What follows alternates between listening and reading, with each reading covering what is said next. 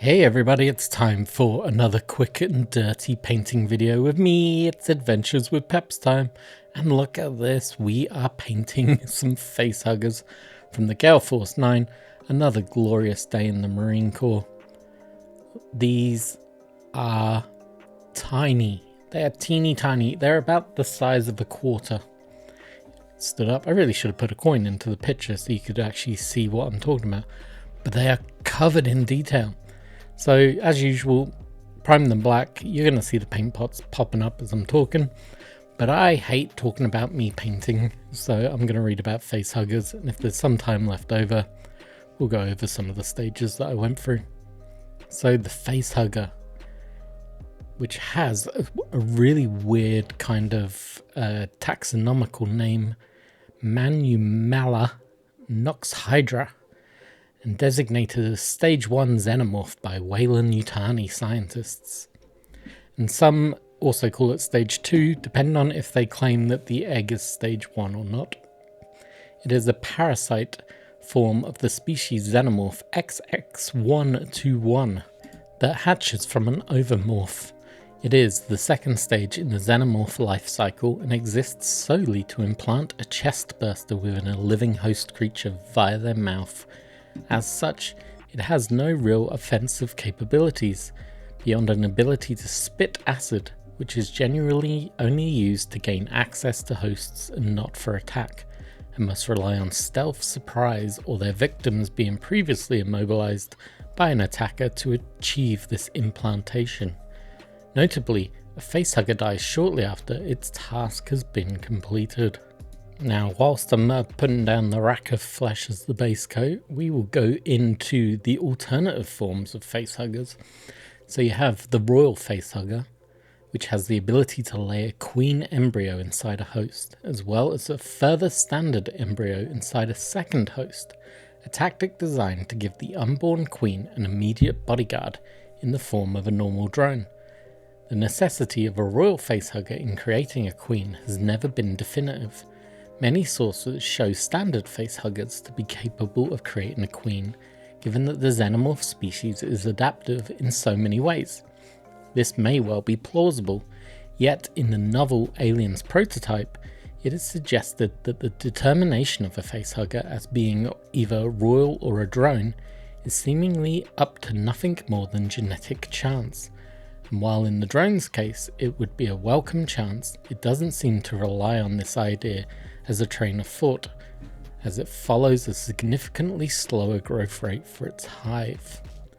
You then have the Praetorian facehugger.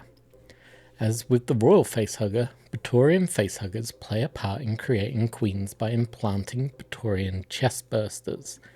These Praetorians can develop into a queen. Should a queen already be present, the resulting Praetorian can develop into a bodyguard, either a ravager or a carrier, depending on the circumstances. Like regular facehuggers, they die after implanting one embryo, making them distinct from the royal facehugger. Up next we have an engineered facehugger. These genetically engineered facehuggers will attach to a host as usual, but then parasitically fuse with it, linking it to the hive mind, thus creating an infectoid. The infectoid move like a zombie fashion. If one infects a Yakuza hunter, aka a predator, it will attack anything unlinked to the hive that moves, so that's from the video game obviously. We then have, what are we on to next? We got the Queen Facehugger, not to be confused with the Royal Facehugger. So this is from the Kenner toy line. The Queen Facehugger was a toy created by Kenner Products as part of the company's Alien toy line. The packaging variously refers to them as the Queen Facehugger or a giant facehugger, and they are obviously bigger than your normal ones. And then to finish off, we have the Praeto Facehugger. These facehuggers come from the eggs created by the android David. They possess similar traits to their later counterparts, but seem to lack the ability to chemically sedate their hosts along with inferior grip. To make up for this shortcomings, they possess greater speed and agility, along with last resort ability to infect the host within seconds of attachment should it be forced to be removed. Ooh, so they're faster, quicker, infect you sooner. It's disgusting. And then good old facehuggers have appeared across tons of franchises. So in 95, Superman fought against the Royal Facehugger and was subdued due to lack of sunlight. But once he got his powers back up, his muscles were able to crush the egg inside him, and he was able to regurgitate it. Oh, that sounds disgusting. In 1997, Batman took on the aliens and fought a crocodile alien, implying that Facehugger was able to overpower a crocodile. And then in the same era, but slightly later in 2002, Superman vs. Aliens 2 depicts Darkseid able to crush a Facehugger one-handed. Ew. What else we got? We got Aliens vs. Vampirella, where Vampirella, who's a vampire, is overpowered and subdued by a Facehugger, despite catching the creature in midair with an outstretched arm, meaning the creature would have no leverage. She survives the Chestburster, resulting in a vampiric queen being born from her genetics. Oh, and then in Mortal Kombat X, the Facehugger was part of the Tarkatan Xenomorph's Conjure moveset. Wow. That is pretty damn gross. I am fairly disgusted by all that ideas. So obviously the Facehugger in general was created by H.R. Geiger for the Alien movie. The artwork is pretty damn similar. There's not a huge difference between them. But yeah, what an iconic movie creature. This thing has been around since, is it the early 80s, the late 70s? I forget now.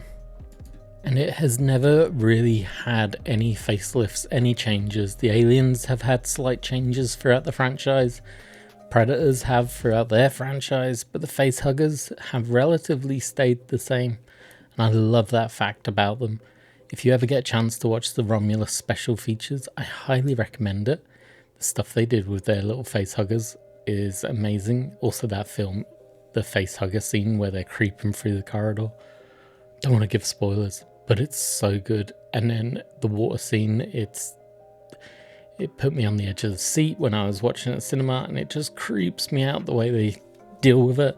It really gives me the goosebumps. But as you can see, we are reaching the end of this video. I'm starting to work on the base. Pretty much done everything with this model.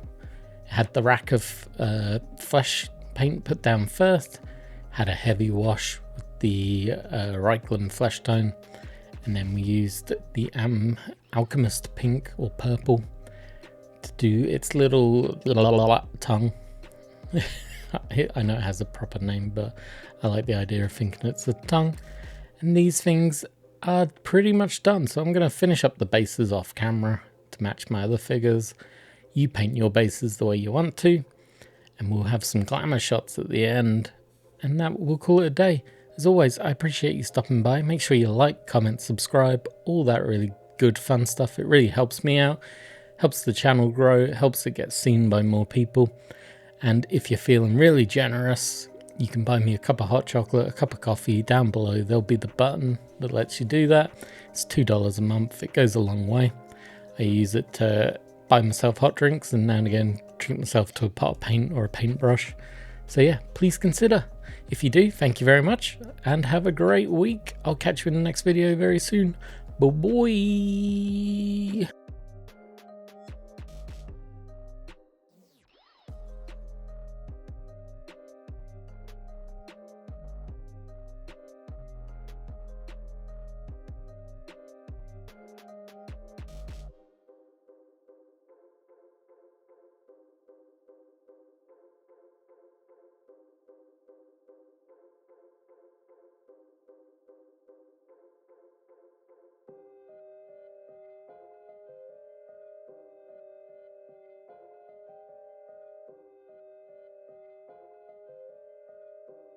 Hey, thank you for watching this video. Make sure you like, subscribe, and then go watch this one up here. give it a click. Bye-bye.